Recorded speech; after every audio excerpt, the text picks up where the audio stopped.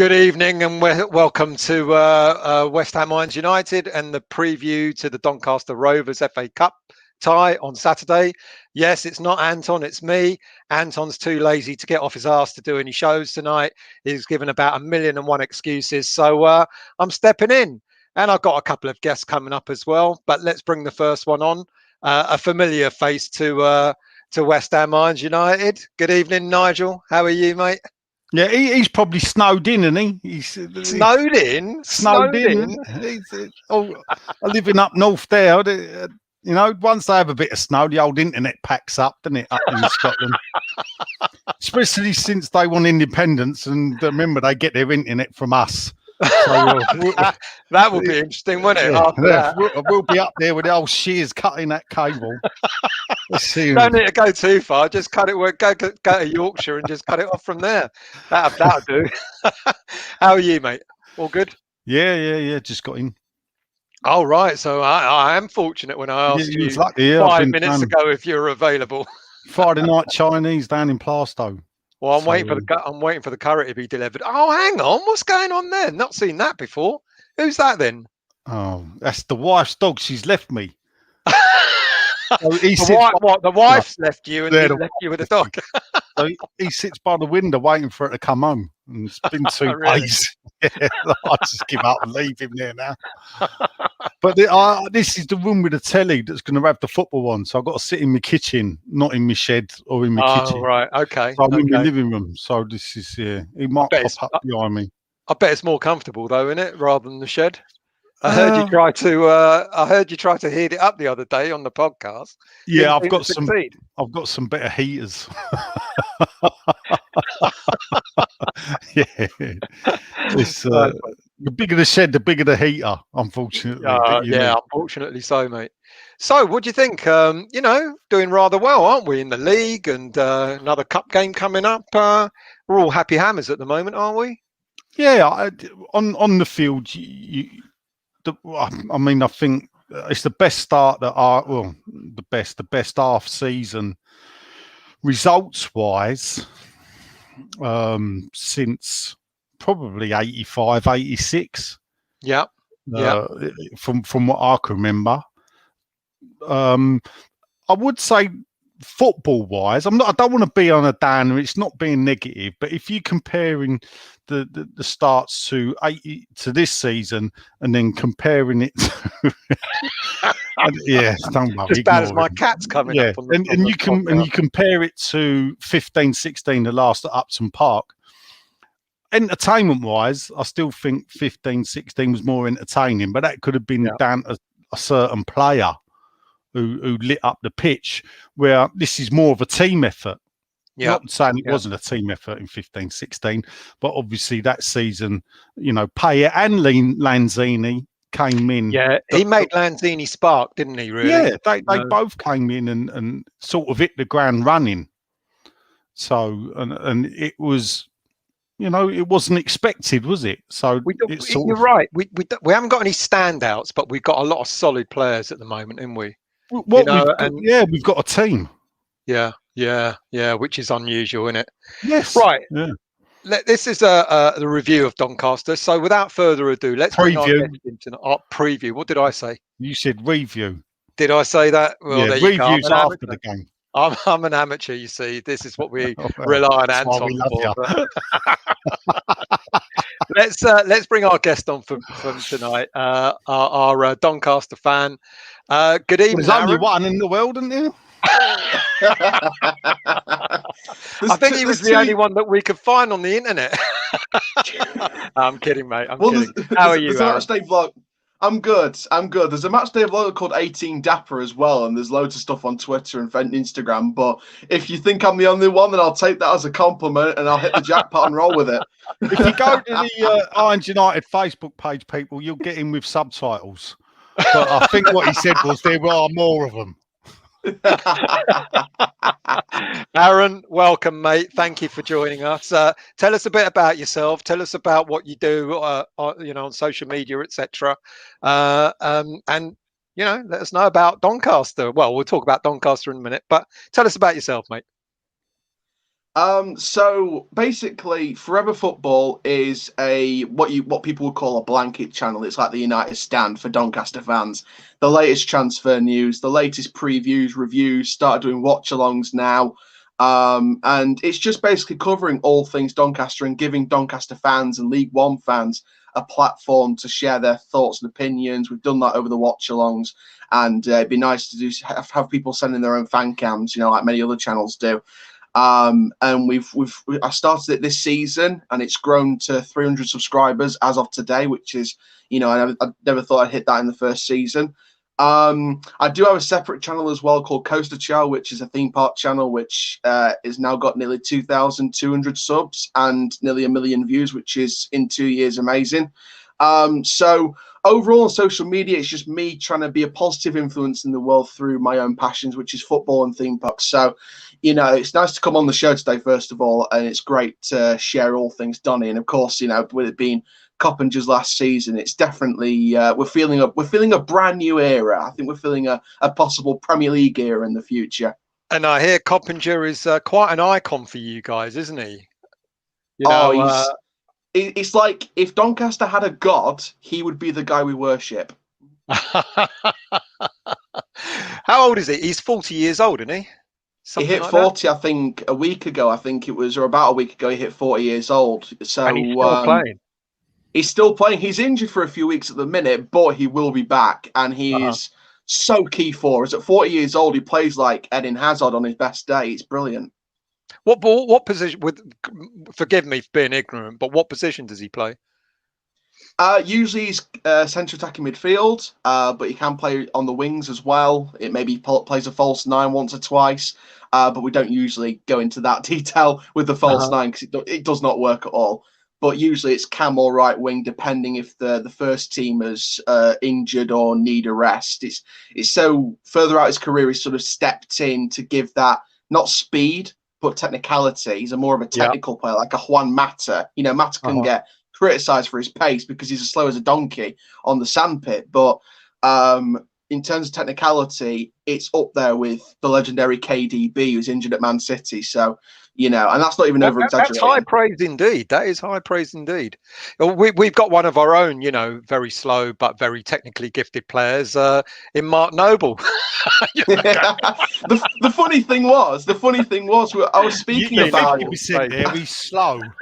I was speaking about loyalty of players at clubs like Mark Noble and James Coppinger with Robbie from AFTV months ago, and we were speaking about Mark Noble on that as well. So I always thought Mark Noble was a great player anyway. So I kind of compare those two in different ways, and I know Robbie compared them as well. It's a shame they're not going to be on the pitch at the same time tomorrow, given that Coppinger's out injured, because I wanted to see who would have been the fastest of the slowest. Just get them on a 100-meter track and start them doing their own Olympics since it's been cancelled in Tokyo.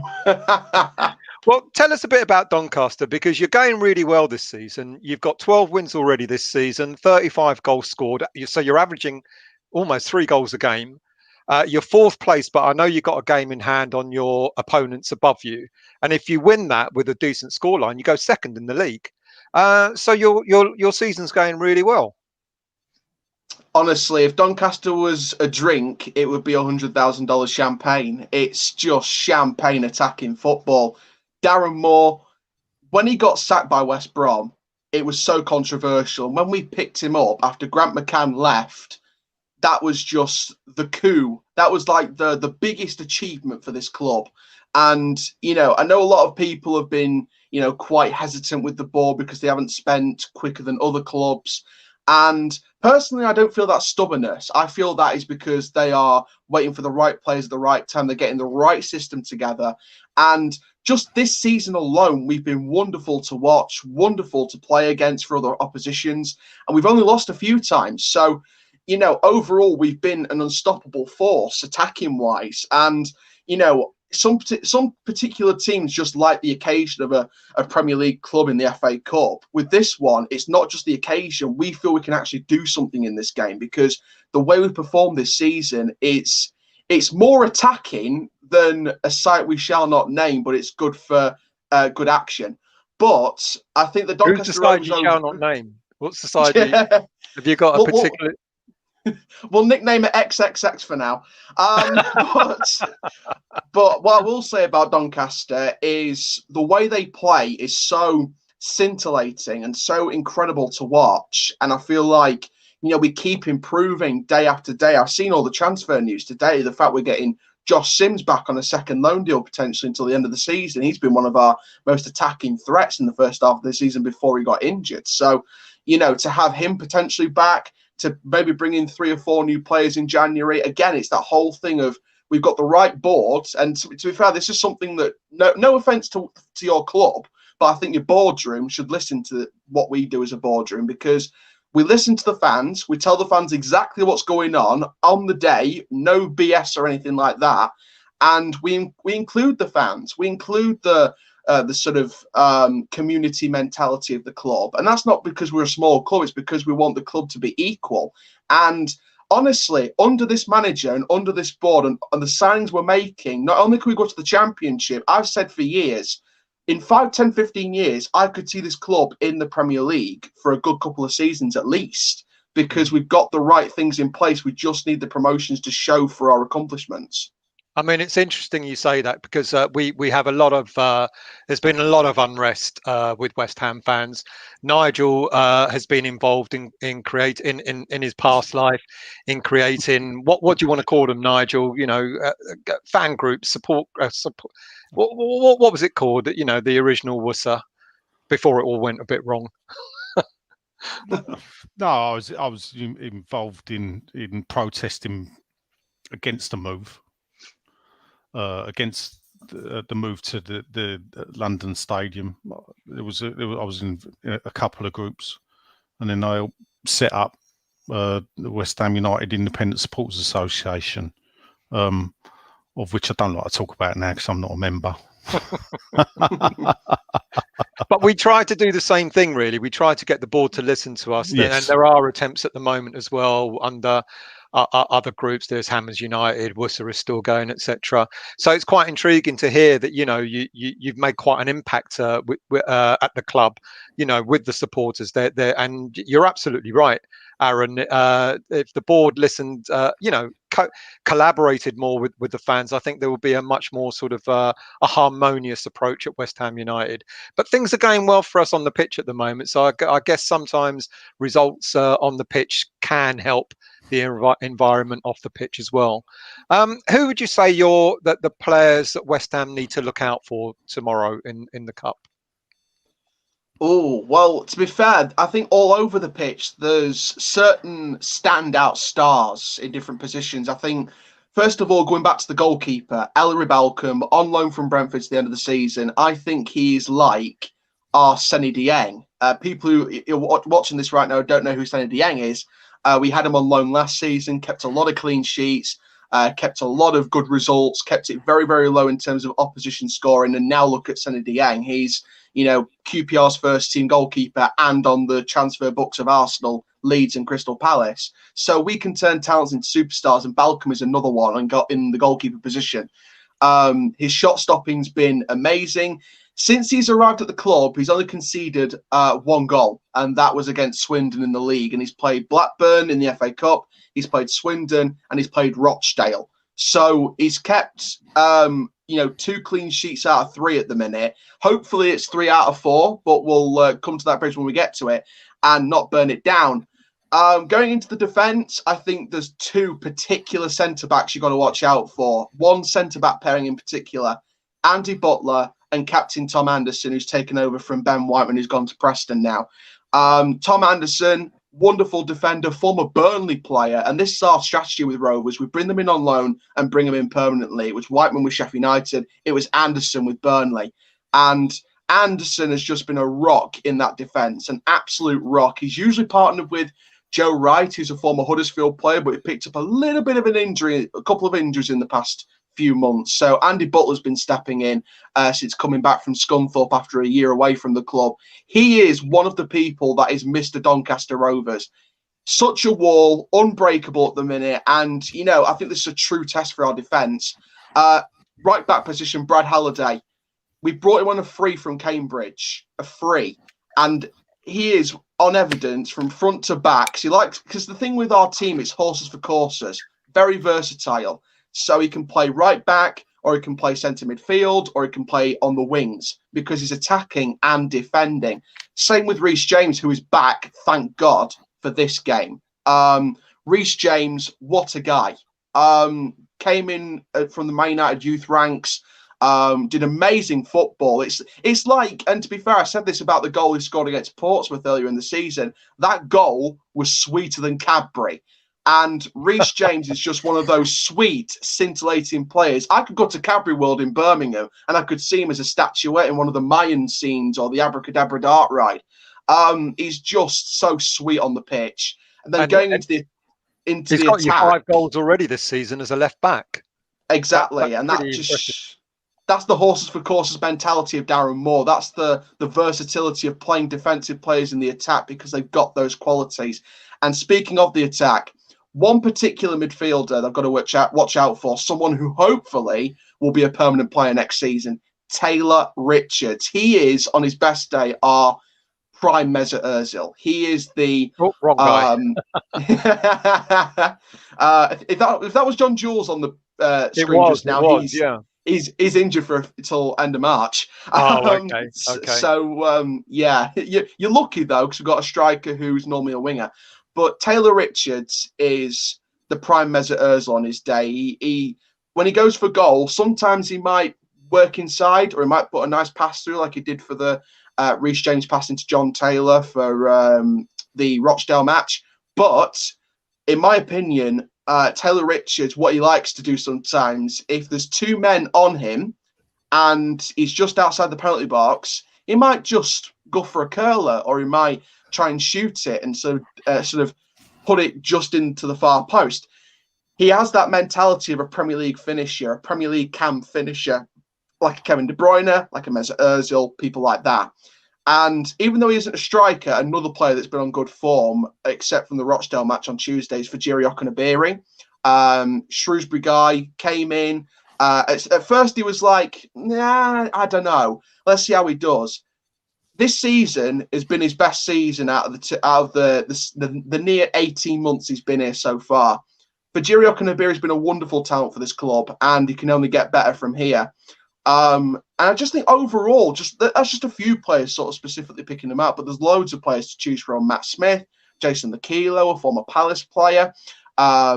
We would have had AJ Greaves, but unfortunately he's cup tied, as well as Brendan Hornton. But thank God I got to speak to Greaves actually last night, and he's coming on my watch along, thank God. And but yeah, Greaves is a good breakout talent. He's like the Conte type player that you all hate to play against. He'll just frustrate the hell out of you, like you're being like pitchforked by the devil 24/7 in the depths of the core of hell. He's just so irritating. So it's kind of a shame we don't get to play. Mate, we've got Karen Brady at our club. We know what that feels like. She's more irritating than one of those splinters that you get on your foot. But yeah, we've got so many great talent, and also the future's very exciting in future games because of the homegrown talent we've got in our squad, as well as the future of this club. I mean, some of the players I picked out there are just prime examples, but all over the pitch, there's potential for danger. I think it's more dangerous than a caution wet sign. It's quite intriguing because I mean, obviously, we'd expect an opposition fan to speak highly of the team that they support, but the way you're describing these players, I mean, it sounds like West Ham have got. I'm going to have to be quite fearful on Saturday. We don't believe it's going to be a walkover. I think we made hard work of it against Stockport in the 3rd round, but you could maybe blame the pitch for that as well, because it was like playing in the 80s on a quagmire. But the way you speak about the players, it's quite intriguing. They're going to give us a bit of a game tomorrow during the day, sorry, at 3:00. So in terms of your attacking style, what has Darren Moore brought to the game? What's his setup? Because with us, Moyes has been playing a 5-5-4-1. He's had to adapt that because of injuries lately, going to more like a 4-5-1. What about your team? What sort of style does he prefer to play for Doncaster? Well, the formation we've used every game this season is a 4-2-3-1. No matter how many injuries, no matter how many alterations we've had to make, it's always been a 4-2-3-1 because we've had to make use of the resources available and the bodies we've got in terms of youth as well. So basically what we like to do in terms of style is we play out from the back and we put loads of pressure when your team's on the ball. When the opposition's on the ball, we press. It's like when you see a bug in your garden and you want to try and get rid of it. You just sort of huddle around it and try and pick it up and throw it over the next door neighbour's fence. You huddle around it and you press on it. You get there. You go for it and you don't hold back on the mercy.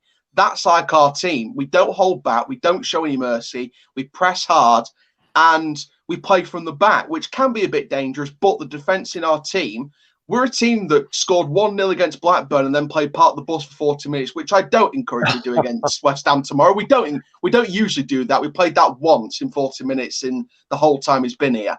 And, we only did that because we haven't got the attacking resources to go for it in the second half because of the injuries we had. So we had to sit back and we had the defence that kept them out, even with Armstrong and Gallagher and Brereton on the field. So we had that defensive threat. And, it's not even just about the style we play and the formation we play. It's the mentality as well. The mentality is so, so important. The chemistry at this club is already fantastic because we're gelling together like super glue. We're all stuck together, but still in our positions. And in terms of morale and boosting players up, you've only got to look at Twitter today. Tom Anderson officially saying that he's going to rile his players up. He can't allow his teammates to drop the class and quality. He's really up for this, and he's our captain. So he doesn't want to drop the quality of our players down tomorrow. So I'd say with our style of football, our play of football, and the way we sort of go out there mentally and morale-wise, I think we're going to give you a tough game. And that's not being arrogant. That's just being looking on the basis of things. Yep. What do you think about that, Nigel? What are your thoughts on Doncaster? I don't know. I'm going to be very honest. Aaron, I missed that. Can you repeat it?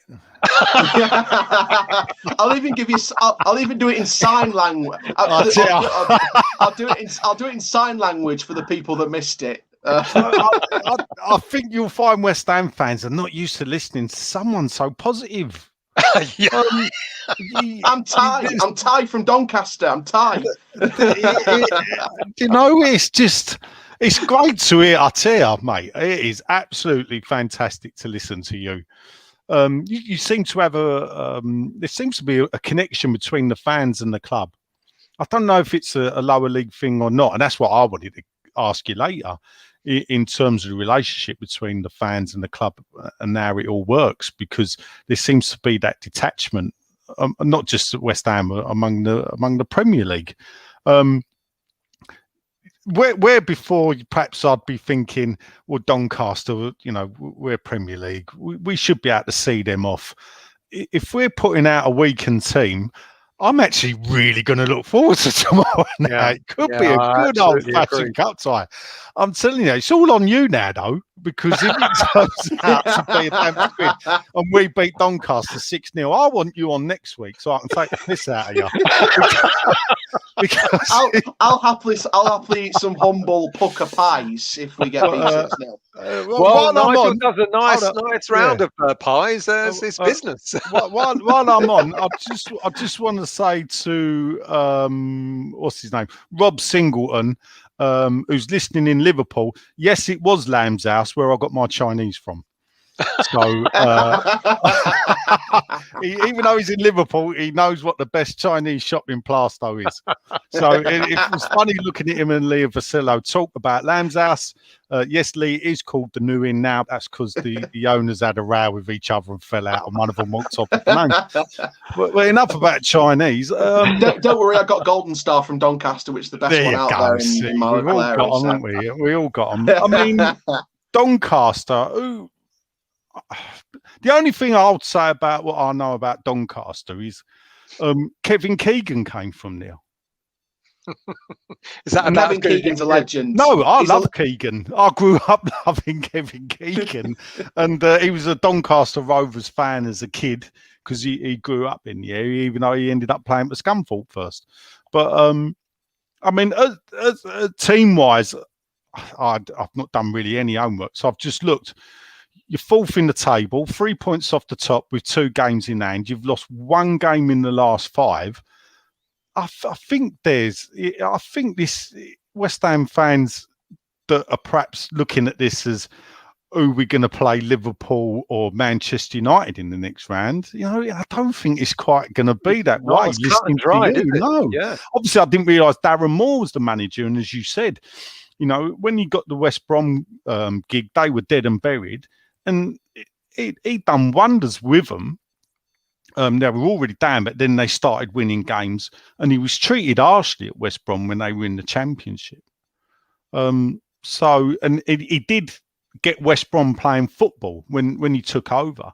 So I can, listening to what you say, I can see that Doncaster like to play football. But I suppose Premier League fans that don't watch lower league football have this kick and rush in their head of lower league teams. But I watch quite a bit of, infrequently, lower league football. I used to watch it a lot this season. I haven't really caught a lot of it, but there's a lot of teams that like to get the ball down and pass it about. So yeah, it's refreshing to hear you though, mate. I must admit. One thing I will ask is what are 50-year-old Doncaster fans like? Because I was like you when I was your age, yeah. About West Ham. It doesn't matter whether we're 5 or 85, we're still so passionate about this club. And the reason why we're so passionate, even especially right now, is because the manager we've got, the board we've got, the players we've got, and the players we're bringing in. I'm being told stuff privately about transfers we could be signing, and I'm hearing some of these names. I can't share them publicly, but I'm hearing some of these names, and I'm saying to myself, my God, can this be any better? And the reason why I'm so passionate is because I believe in this club. Even through the negatives, I'll be saying, you know what? We'll take the negatives on board. I'll be critical, but I'll be politely critical. And, let's keep going. Let's keep going. We're building something under this club. And even when, people on social media were saying, oh, the board aren't bringing in transfers straight away, it's going to take till ages, or it's not going to take at all. And I'm saying to myself, and I'm saying online, just relax. Honestly, guys, do not worry. They'll bring people in. They've got experience of bringing people in eventually that are the right people at the right time, not buying someone for one fee for the sake of buying someone with a fee. Because, that's our mentality. We bring the right people in the right positions at the right time, whether it's loans, frees, or a fee. It's still a signing. It's still signings or a group of signings. So the reason why I'm so passionate is because I believe in the Moore project. And as all of us Rovers fans say, in Moore we trust. It's really intriguing because listening to him, Nigel, and thinking about a certain person that we both know, talking about, he was right in my head. He was right in my head as well, because, it's quite intriguing, Aaron, because Nigel knows him better than I do, but we know a certain chap who is also, quite close to the board, and he runs would I call it a popular social media channel, or would I wouldn't. And I mean, there's always stories about who we're going to sign next, and I do a show on Sunday nights, and they're normally about 25 odd players that we're signing every week because of all these leaks that keep coming out. So it's very intriguing how you approach it. You're obviously in with the board and you're talking to them, and they obviously give you names, but out of respect, you keep it to yourself, and that is so refreshing. But you're still trying to encourage the fans by saying, just hold on, lads, and see what's going on. I find that really, really refreshing, to be honest with you. I really do. It's quite intriguing. The board local people, are they fans of Doncaster? How long have they owned the club? I won't knock Doncaster. I remember, what was your old ground? It was Bellevue, and trust me, that's the ownership situation. Yeah, there was fires there, and the previous owner torched it and was dumped with arson, and then you got a fantastic stadium with the keep moat. Has that helped change the fortunes of Doncaster, the stadium move? Do you think Doncaster are better for it?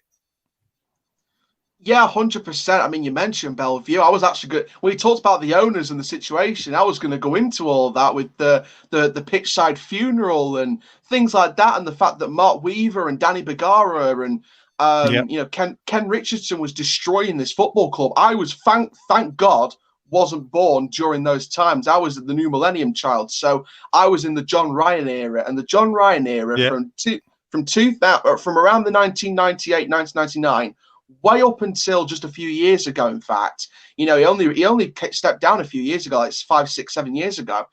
John Ryan had 4 big dreams. The first was to get us back into the Football League. He did that. The second was to give us a trophy, the Johnson's Paint Trophy against Bristol Rovers in the final at the Millennium Stadium 3-2 win. He did that. The next one was a brand new stadium, the Keepmoat. We did that. And to get us into the Championship for the first time in 50 years, he did that. And anything else was a bonus. And then when David Blunt came in with the Chief Executive, Gavin Baldwin, for the Director of Recruitment, the Head of Recruitment, Adam Henshaw, my giddy auntie, those guys could host a buffet and they'd be the best hosts in 15, 20,000 years. They are just leading this club into a new direction. John Ryan took the club in a major direction in a big, big positive way. This new ownership are taking it another step further. And you know what? I'll reaffirm that point again. If we go into the Premier League, I feel like we could be an example, because you look at boardrooms like West Ham United, like Arsenal, like Man United, even though they're top of the league, like Liverpool sometimes, like Chelsea sometimes, like Newcastle definitely. You look at boardrooms and they don't interact with the fans. They don't make the fans feel part of the football club. And it's that kind of mentality that we're going to keep with us, even with the money, with the FA Cup runs, with the success, with the promotions, with the titles and the trophies, and the big players we bring in. Because Josh Sims, can't wait to see, hopefully he comes back, because he's been a revelation, and he's a championship-born player. So the Keepmoat Stadium itself is a Premier League ready stadium. It's over 15,000 capacity. I read somewhere it can be extended to at least 30,000 capacity. So, we have our stadium and our facilities ready. And I've seen Newcastle fans say that their training facilities and their development facilities are worse than ours, clubs like ours. So you ought to visit ours, mate, and see what our facilities are like. well, It's really intriguing because, and I've got to be honest, the more I listen to him, Nigel, the more jealous I feel, about, the new owners and what the promises they've made and they've actually delivered, on everything that they promised so far. And then we look at our club, who are just into their, coming up. No, they've had their 11th year anniversary, and all the promises that we were made as West Ham fans, and so few that have been delivered. So I'm almost jealous listening to this. It's very intriguing. And yeah, as you said, after Doncaster, I've been on a journey more extreme perhaps than what we have, in the fact that they fell out of the league and have come back to it. What does this season? How does this season affect Doncaster, its club, without having fans? Because the Premier League clubs are safe with the TV money, but what does this do to Doncaster this season, not having fans in the ground? It's tragic. It really, really is, because fans make a stadium. Fans make stadiums a home. And I've said about this loads and loads of times. We need a Sky Sports Championship, a Sky Sports League One, and a Sky Sports League Two with a free red button option for every single game. That's the way we need more income in this club. And also, as well as the local sponsors, we need more national sponsors in this game. Us as a club, we are not in administration troubles compared to other clubs. We're not in a financial worry. The board have got us in a good place. They've got money they can pump in when they need to. And, we're not in a financial trouble, in my opinion.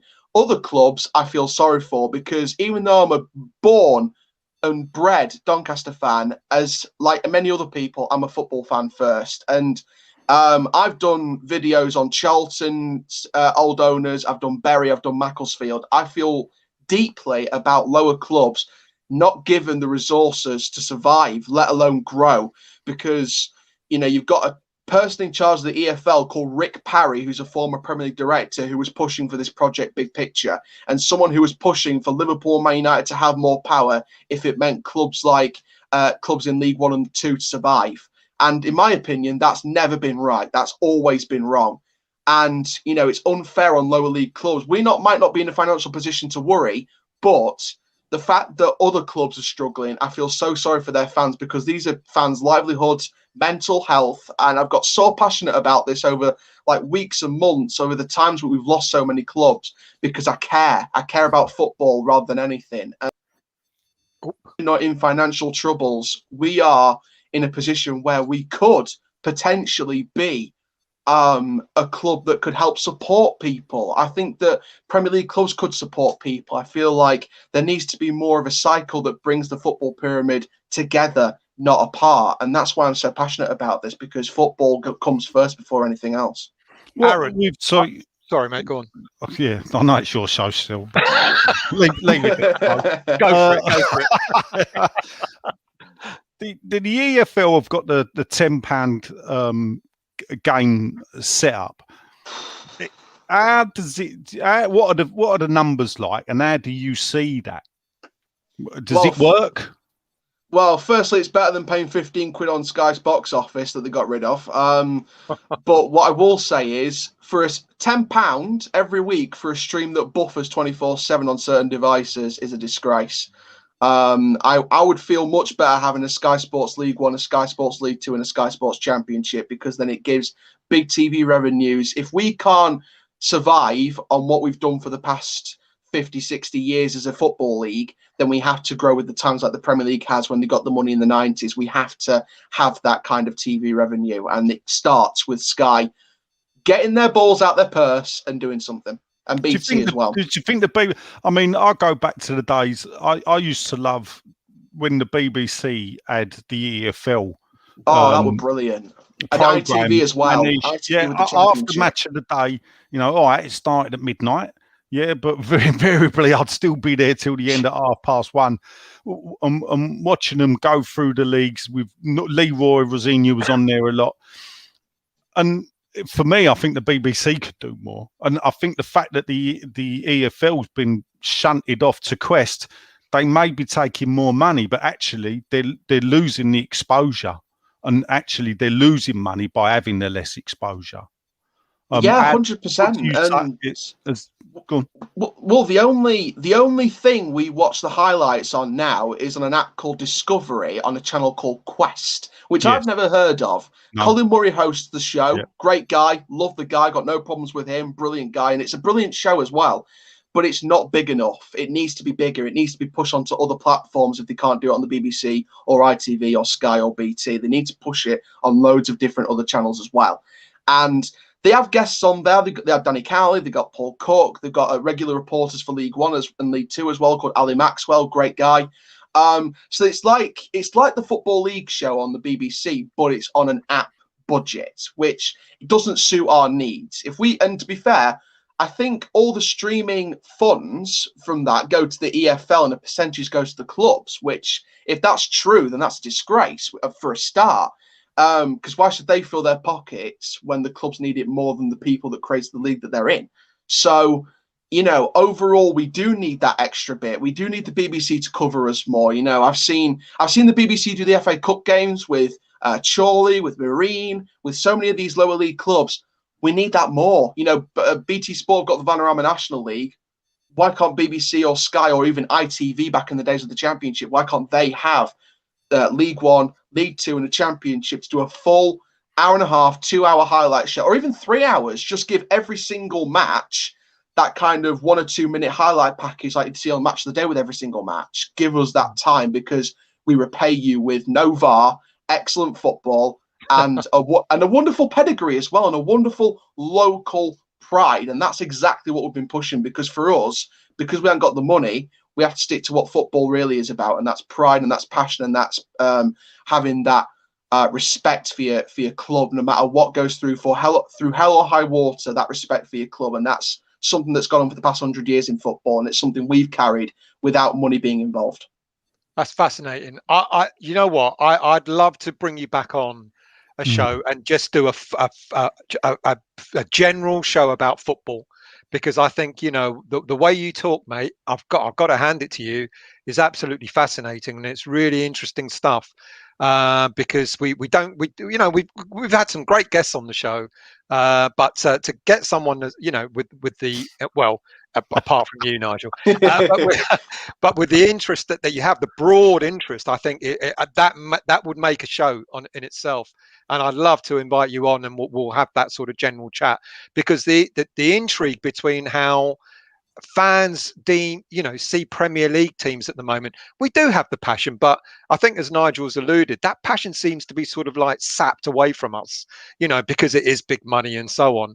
And but so to see that, I think it's absolutely fantastic and it's fascinating. But I'd like to bring the show back to tomorrow. And we just going to finish off with you, mate, to go to predictions.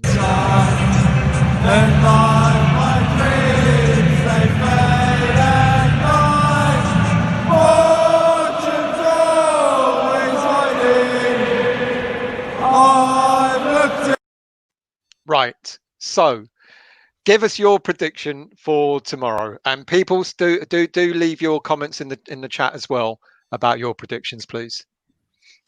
First of all, I was singing "I'm Forever Blowing Bubbles" during that, and in terms of predictions, I'm going to go with, and this is no disrespect to your players, I'm going to go with a 2-0 win. And the reason why I say that is because I feel like our defence has been so solid the stats don't lie, but our defence has been rock solid, very, very tough at the back, hard to break down. I'm kind of glad that you got the injuries that sort of change it from a 5 at the back to a 4-5-1, because against 5 at the back, we've been hard to sort of come up with a second plan, but we've sort of adapted that now. So, hopefully it is a 4-5-1 for you guys or something similar to us.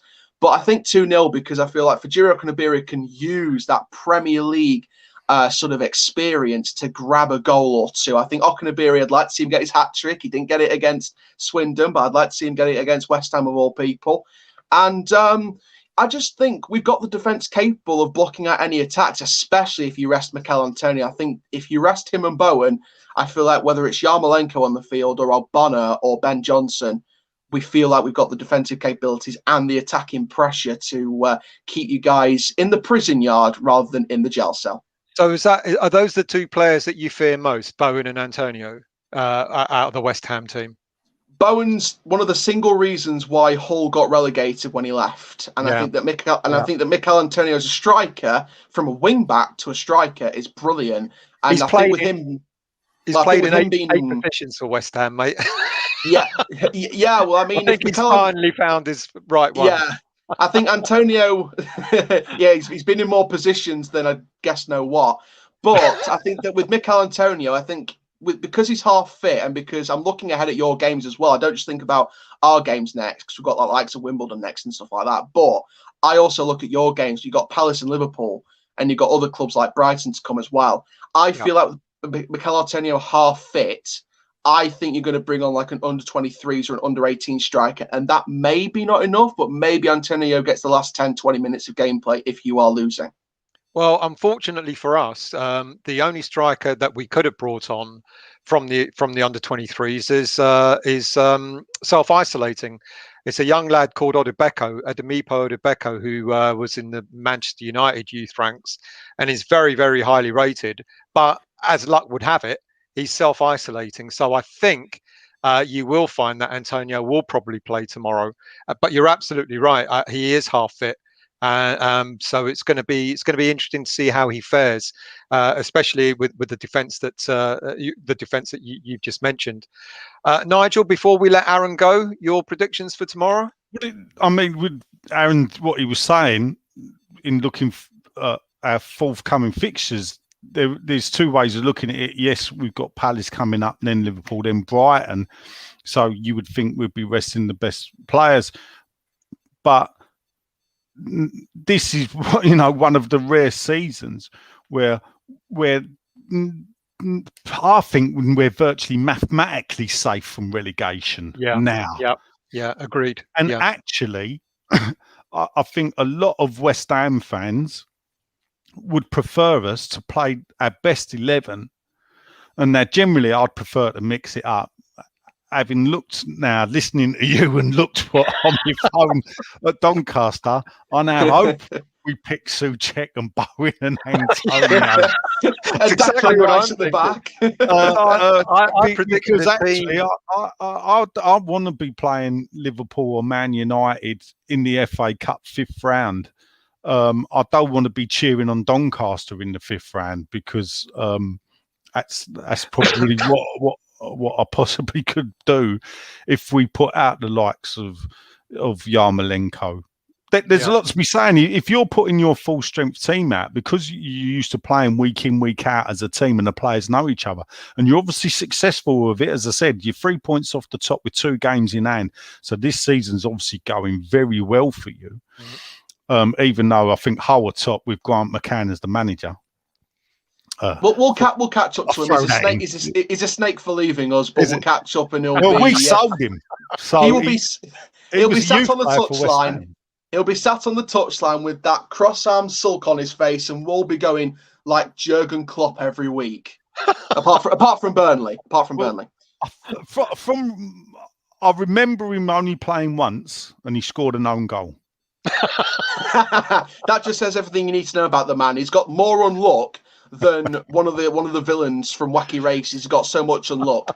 Yeah. So, but I mean, I've just checked what I put in the Super 6 on Sky. They don't sponsor us, don't worry, but I live in hope. That I put 2-0 West Ham. You're not so I sure. don't like changing it.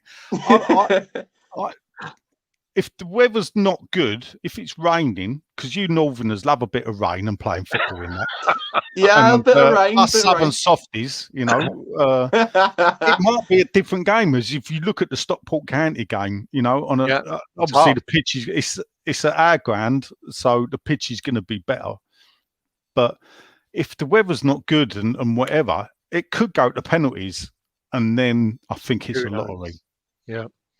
Aaron, it's been an absolute pleasure, mate. I'm not lying. There's been a lot of comments about you during the show about your knowledge, your enthusiasm, and so on. I'm trying to look for some while I'm talking to you, but unfortunately they've gone. But mate, honestly, I would love to bring you back on. And as I said, with you, Nigel, a couple of other people that are really sort of, with the knowledge that you have and the enthusiasm, I think we could have a really nice show about, football leagues across the board from Premier League through. So if you're up for that, we'll invite you in the very near future, mate. Yeah, 100%. Honoured to be on the show. Thank you to all the comments as well, guys. Honored. If you like never watched this show, then. But yeah, absolute honour to be in the show, and I'd love to do that in the future, and hopefully, if we do win, then I'll be humble about it, and I'll say hopefully we get to face you in league competition in the Premier League, not the Championship, in the future. Well, it won't be in the Championship, but yeah, in the Premier League when you get Premier there. League, 100%. 100%. Mate, it's been an absolute pleasure. Thank you very much indeed. Thank you very much. Rovers till I die. Well, I tell you what, brilliant guest. I need to lie down. Great guest.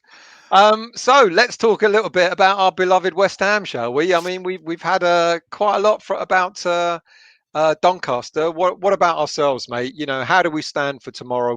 How do you think we're gonna take it? And also.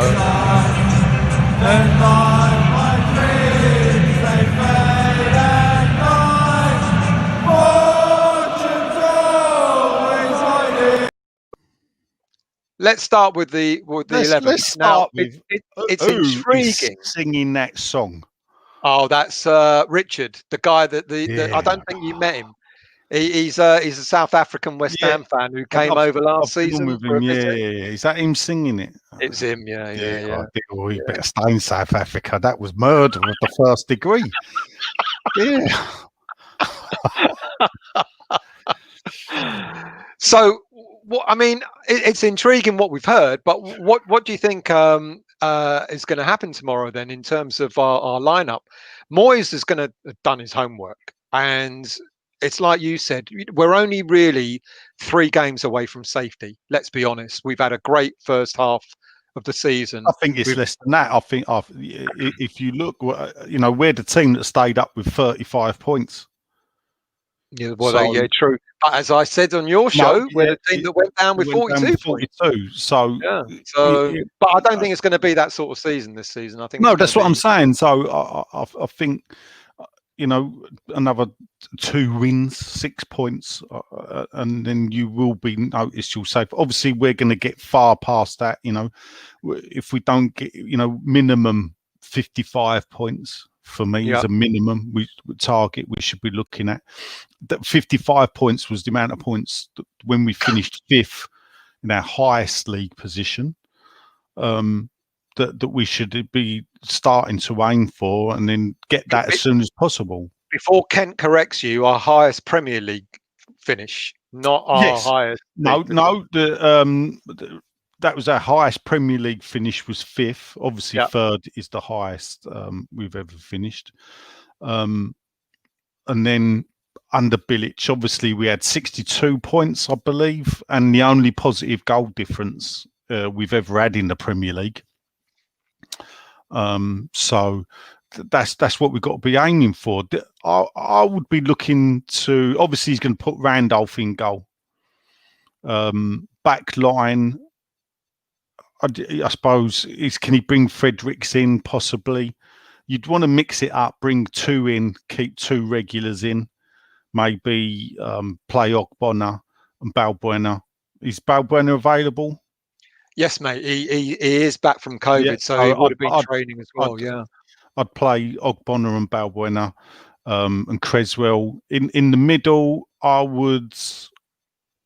It's hard because they've got such great engines. Rice would you play Creswell? Would you play Creswell, or would you give Johnson another run out on Saturday? Because Creswell's going to be wanted for. I mean, this is the intriguing thing. Our squad is, as we know, is thin. We keep being told not to expect any new players in. We may get a loan in up front. Is what we keep being told. The thing about January is, I say this every year. You only ever really get desperation buys in January. This is one January where we're not in desperate need. Exactly, it's very or league-wise, position-wise. I get squad-wise, we're a bit thin up front, and we could do with bringing in another striker, but we're not desperate for it, and I don't get the need. And listening to Aaron earlier, what he was saying about telling the fans calm down, there's no desperate need to go out and spend money. It ain't a matter of being skin. It's let's bring the person in we can. If we can't get, we wait. Because even if the season was to finish and we finished 10th or 11th, that's still an improvement on last season. And we can see, hopefully, then we go for progression next season. Yeah, I'm inclined to agree. I think we've got a good chance of going for a good cup run this season. Doncaster clearly are not going to be a pushover, but if we beat them, I fancy us against Liverpool or Man United. I really do. And if we beat them, I mean, the sky's the limit. Then Well, that's why for me, I'm looking to see a strong West Ham team to win the game. And those thing, I would be looking. I'd prefer to rest players against Palace. I think we could mix it up against Palace and maybe still beat them. Let Liverpool have a win. I feel sorry for them. They're obviously struggling, but then, but then there is the outside, and this is the thing. It's a bit of a quandary because we're safe, so let's go for a cup. Well, this is what the club are going to be looking and thinking. We're 2 points behind Liverpool, are we not now? With a game in hand. Well, I asked a question a couple of weeks ago. You do? Well, I asked the question a couple of weeks ago on my show. We're coming up to the halfway stage now. We've reached it. We're doing really, really well. If we don't buy any players in, if we don't bring any players in January, what does that mean? are the board going to rest on their laurels and go, you know what, we're safe, so we're not going to spend any money? And fair play, there's no point spending money on the wrong players. We've suffered that before. But, I think a lot of fans will see it as, where's the ambition? We're so close to a European place. And should we now be sort of strengthening the squad in order to, push ourselves forward? I'm kind of inclined to agree. I don't think it will be a resting on your laurels if we don't bring anyone in. I think, but it would have been nice to mix it up a bit more with maybe a few youngsters who are just there or thereabouts. I know Odubeko. It's been really unfortunate. Odubeko would have probably made a start tomorrow if he'd been available. We're not going to have that now. But if we don't buy any players, for the second half of the season, will fans see it as an opportunity missed, or should we just say rest on our laurels for the league and go for the cup? I mean, which of those would you prefer? Well, look, the thing is, I'm not only am I a West Ham buff, I'm an FA Cup buff. I collect FA Cup final programs. I've nearly got onto Mastermind, believe it or not, with the FA Cup finals from 1969 to modern day as my specialist subject 10 years ago. So you can throw FA Cup final questions at me and I will do my best to tell you what the answers are. So for me, the FA Cup is the one cup I would probably get more joy out of West Ham winning the FA Cup than I would them out of the Premier League. I'll tell you that now.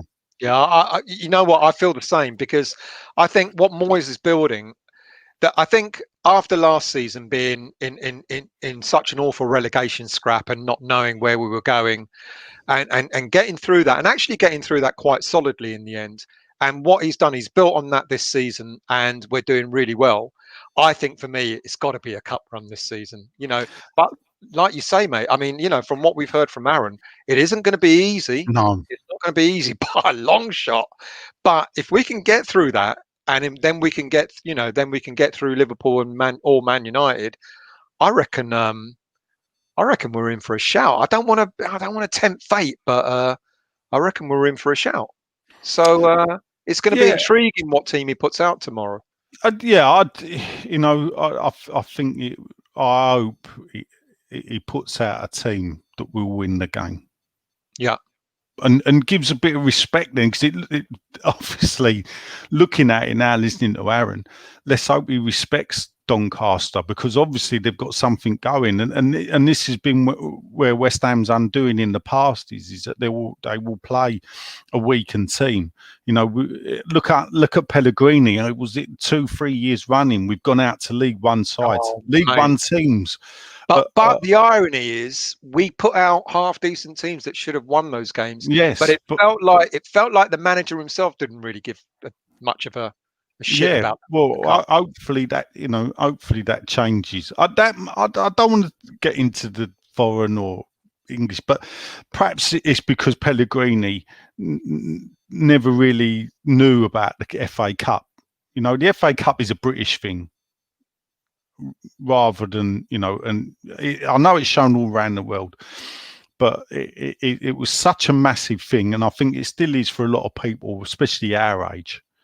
We're old enough to have seen us win it twice. We've seen glory. We have. So and we are one of the best days out I had was the 2006 FA Cup final. It was a fantastic day, fantastic game of football. And I look at it as we drew the final but lost the penalty shootout. That's the way I look at that game. And and we beat Liverpool. So let's I've got high hopes, really, because I think Liverpool, the beauty of it as well is that they've got European football starting again the week of the FA Cup fifth round games. So hopefully they'll have the eye on the Premier League, and they'll have their eye on Europe. And he's already moaning about the fixtures. So that's boding well for us as well. There's a quick question here that I'm sure you will know. Has Moyes ever won the FA Cup or the League Cup? No. It got to the FA Cup final with Everton. I believe they lost it. I think I don't know if it might have been to Chelsea or Man United.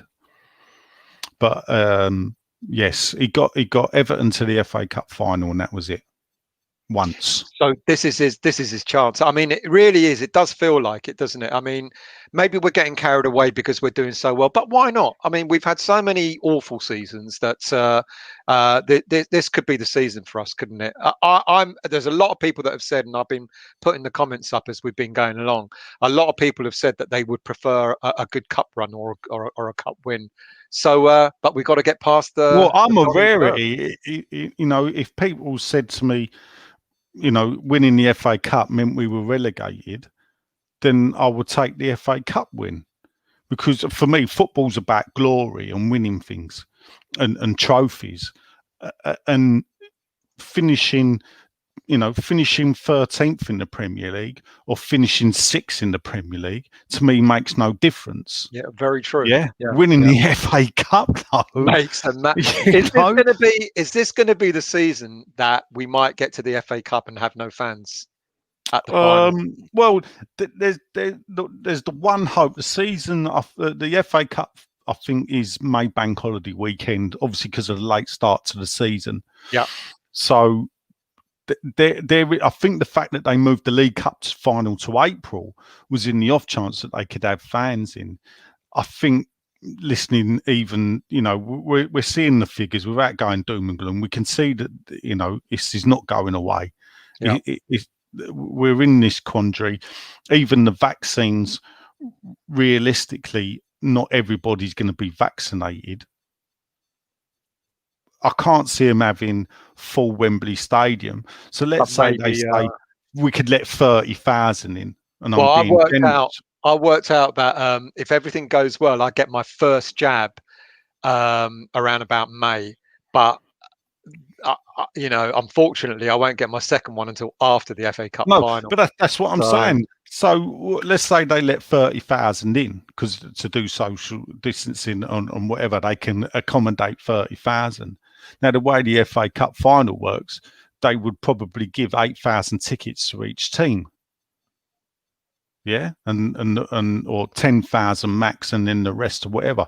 So what chance do we stand? And this is the fans, mate. I mean, I listened to your podcast on Monday, you know, about, you know, those fans who have paid up fully could be first in line. But how many people are first in line before we're first in line? But and that's the thing that you got to look at.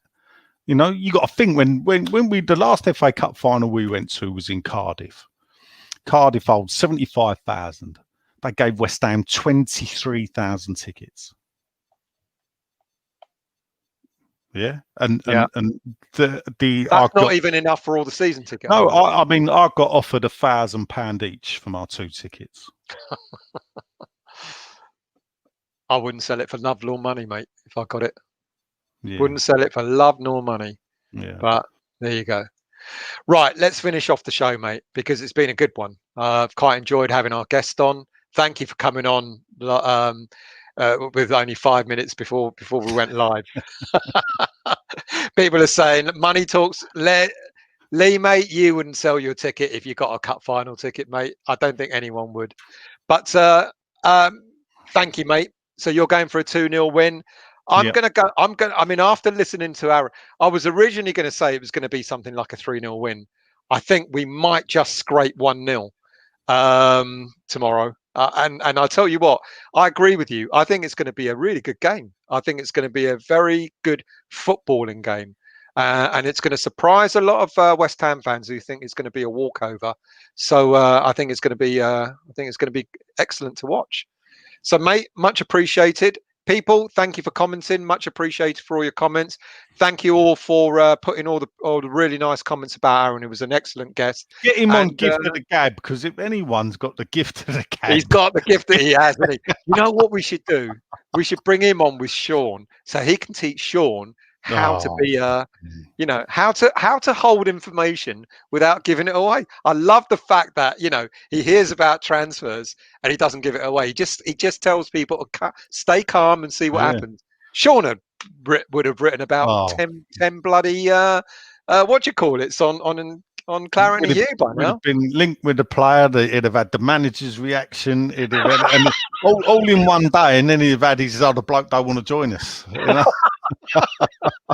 And then he would have written an article about that as well. Mate, much appreciated. Are you around tomorrow? Or are you working, or you're going to watch? No, I got a day off for the Pies. I'm taking my uncle to get his jab because I am his bubble. I'm not in his bubble. I am the bubble. Well, a bubble, not quite like yourself, Steph. Not quite like myself. No. You are a genuine. Well, I'm a genuine bubble. I'm not sure the Greeks think of you quite the same way, but no, they don't, mate. They don't. They don't. You're probably like what we think of the Irish, you know? Yeah. I mean, the native Greek Cypriots, they look at me and they call me English. The irony. And then the English look at me and call me, the Greek. And so I don't fit in anywhere, mate. So there you go. Anyway, mate. I don't know what we're doing tomorrow. We might do a watch along. I know you don't like watch alongs, but maybe have a chat after the game or something like that. Yeah, I'll come on after. Oh yeah, I won't do. You know me, I won't do watch alongs. No, I mean, I try to do them because I mean, Anton keeps running out of people to use. I want to see this comment. See this. Looking forward to the watch along, lads. Great show. Don't even get me started on Sean Wet Wipe. I'm sick of those notifications. Love it. Zach Parker. Yes, I am shed man. Obviously, I'm not in my shed though. It's the shed man, isn't he? He sure is. At the moment. Yeah, he is. Thank you all for watching. Much appreciated, and we'll see you tomorrow.